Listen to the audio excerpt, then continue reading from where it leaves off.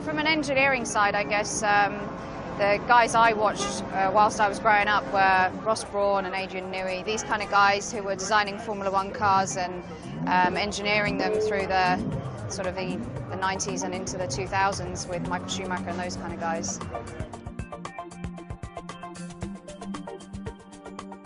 I didn't feel any extra pressure. It was all still the same, that we still had to win the race.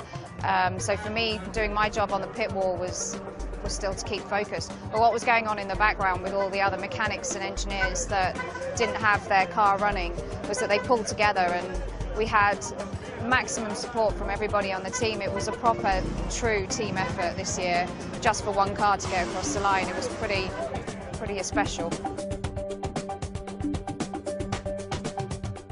At the end of the race, when everybody came out, I noticed how much it had really affected a lot of people quite emotionally. There was a lot of tears, and it was slightly strange because for me, what was going on the pit wall was a totally different experience. Yeah, it was pressurised, but nothing like what was going on out the back, and I've spoken to people about what happened and how they were feeling, and so many people pacing around in the back of the garage wondering what was going to happen.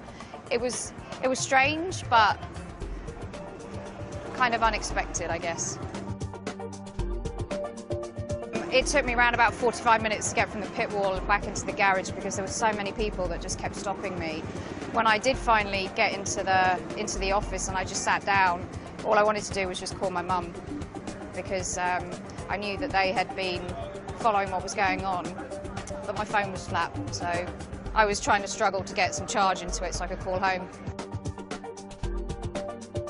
I didn't feel tired as such at that point, but by the time we'd had a couple of glasses of champagne, it was over.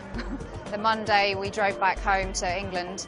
The guys from Audi Sport went back to Germany, and within probably 24 hours after writing the reports up, we were straight back to preparing for next year.